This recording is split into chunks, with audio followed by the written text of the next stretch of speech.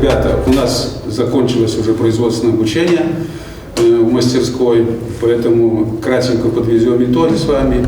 Значит, кто как занимался у нас, вот, какие примерно результаты. У аўдыторыі яго кожны раз сустракаюць 28 цікаўных хлапечых позіркаў. Яго падапечныя – учарашнія выпускнікі 9 класаў, якія прыйшлі асвойваць у Маладзечанскі дзяржаўны каледж прафесію муляра. Леонид Чижик вось уже 40 год працуе майстрам вытворчага навучання, расказвае і паказвае юнакам, як на справе ўзводзяцца будынкі з цэглы. А яго працоўная біяграфія, між іншым, пачыналася з вучобы у такой жа установе.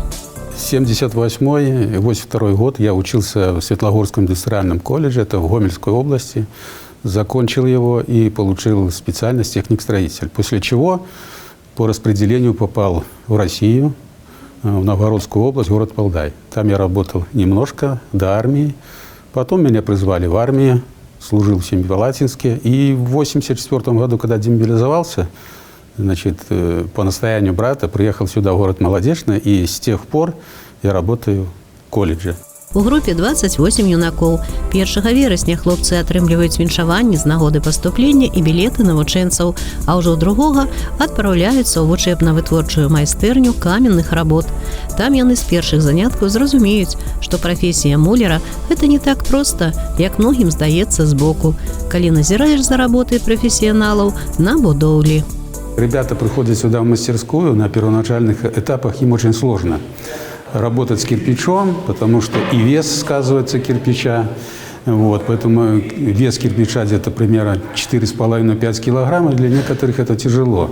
Но постепенно в процессе они приходят к тому, что в конце, к примеру, первого полугодия этот кирпич кажется им легкой пушинкой. Першыя 2 гады Леонид Александрович будзе падрабязна, цярпліва і зразумелымі словамі тлумачыць усе нюансы кладкі цэглы, прычым рознымі спосабамі, ацэньваць работу падапечных, аналізаваць і знаходзіць прычыны памылак, прыдумваць стымулы. На 3-й год вучобы яны пойдуць на вытворчую практыку на будаўнічыя аб'екты. Сучасныя тэхналогіі ў будаўніцтве для навучэнцаў не будуць навінкай. Пра іх яны даведваюцца ў майстэрні каледжа. Каменщик – это довольно сложная профессия, да? В основном ручной труд, но со временем, конечно, немножко появляются новые материалы, инструменты, оборудование и так далее. Но все равно ручной труд присутствует. Ну, из современных более это кладка блоков ячеистого бетона на клею, вот, кладка керамических порезованных блоков осуществляется вот, керамический наш Радошковский керамический завод выпускает, мы тесно с ними сотрудничаем, они нам поставляют эти керамические блоки, паз, гребень, так называемые. И вот одна из тем по производственному обучению имеется у нас в программе, которую мы успешно осваиваем. Мастером-профессионалом стать, конечно, у всех по-разному получается. Кто-то, может, даже по выходу 3 года проучился здесь и, может быть, уже с довольно высокой квалификацией, ну, а некоторым немножко с опытом приходит это. Ну, надо сказать, что не у всех это получается, но большинство да. Большинство да. Ну, одним словом, с годами, опыт приходит с годами. Учарашнія 9-класнікі, яны ўсе розныя. У кожнага сваё выхаванне, свае погляды на жыццё ў цэлым і на атрыманне прафесіі ў прыватнасці, свой узровень адукацыі.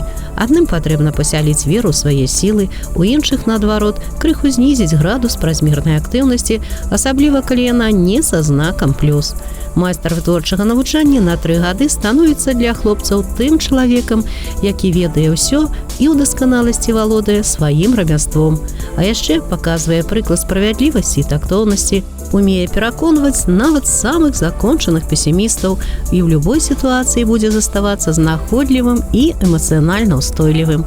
Па-іншаму ў рабоце з непаўналетнімі не атрымаецца, тым больш, што яны асвоююць паралельна 2 праграмы па спецыяльнасці і за курс сярэдняй школы.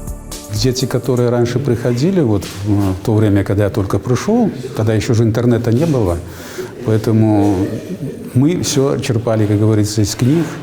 Вот. А вот современные дети, они дружат с интернетом, Вот. И, кстати, применяют это при прохождении производственного обучения и практики. Кое-что посмотреть, я им выдаю задания. Вот, не все в книгах есть, поэтому они смотрят интернет. Ну, старательные, стараются выполнять те задания, которые им выдаю я. Немножко ленивые бывают порой дети, не все. Некоторых надо учить и щеткой подметать. Не все это подметать делают. Ну, надо сказать, что работоспособные. И стараются владевать профессией, заинтересованные. И особенно, когда вот у нас проверочная работа, и нужно, допустим, сделать 12 рядов вот этого столба по трехрядной системе, они практически все выполняют. Раньше такого не очень было, что выполняли. А вот современные дети, которые ко мне пришли сейчас, они практически задания выполнены на все 100 и стараются именно получить хорошую оценку. Хорошую оценку. Но раньше как бы такого не было, а сейчас они практически 6-7 человек у меня примерно девятки проверочной работы выполнили. Поэтому не скажу, что они там какие-то лентяи, лодыри. Они стараются. Майстэрню, дарэчы, рабілі і афармлялі самі работнікі каледжа. Тут хлопцы вучацца шмат якім патрэбным рэчам: выкладваць сцены і аркі, весці кладку верхнюю, дэкаратыўную, працаваць з бутавым каменем і тратуарнай пліткай, рабіць карнізы і паясы на будынках. А яшчэ Леонид Чижик навучыць іх займацца добраўпарадкаваннем тэрыторый і дарог, класці печы і каміны розных канструкцый. У дыпломах юнакоў будуць значыцца 3 кваліфікацыі: муляр, пячнік і дарожны рабочы. Так што аказацца беспрацоўным з такім наборам спецыяльнасцяў нікому з іх не пагражае. Лепшыя з навучэнцаў удзельнічаюць у конкурсах прафмайстэрства і прывозяць дыпломы пераможцаў і прызёраў. А па суботах у майстэрню прыходзяць школьнікі на прафарыентацыйныя мерапрыемствы. І Леонид Александрович праводзіць для іх майстар-класы, апавядаючы пра такую патрэбную ва ўсе часы прафесію муляра, на якую пры паступленні ў каледж складваецца конкурс. Работа здесь интересна, особенно с детьми, с такими, которые к нам приходят. Поэтому я уже привык к этому. И хочется, конечно, выпустить по окончанию колледжа человека-профессионала, и в дальнейшем, чтобы был хорошим профессионалом, семьянином, гражданином, патриотом своей, как говорится, родины. За эти 40 лет, которые я здесь работаю, многие выпускники продолжили свой путь в строительстве, некоторые стали руководителями предприятий строительных, главными инженерами, прорабами и так далее. Поэтому я думаю, что в этого набора, первого курса, который я набрал, я думаю, что в дальнейшем тоже получатся хорошие специалисты, и они найдут себя в жизни. Пасля таго, як будынак узведзены, за справу прымаюцца тынкоўшчыкі, маляры. Гэтую спецыяльнасць у маладзечанскім дзяржаўным каледжы дапамагае асвойваць юнакам і дзяўчатам Юлія Шабан, якая ужо 11 год працуе майстрам вытворчага навучання. Усе яе падапечныя, і ранейшыя, і сённяшнія, маюць асаблівасці псіхафізічнага развіцця і вучацца па спецпраграмах. На адным з заняткаў яны вучыліся наносіць фарбы па трафарэтах. Внимания нужно очень много, и внимание уделить каждому хотелось бы.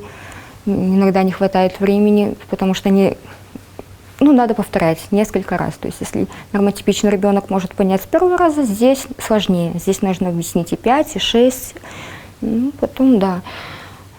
Сложность в чем? Сложность в их настроении. Если ребенок не хочет, он не будет делать ничего. Надо найти к нему подход обязательно.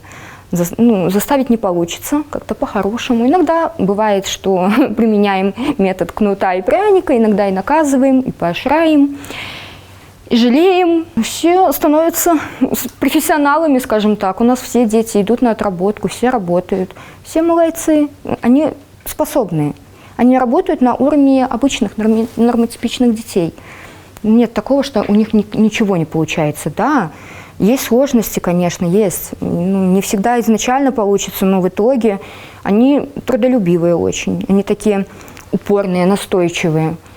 И в итоге, да, по окончанию они выходят абсолютно мастерами, профессионалами.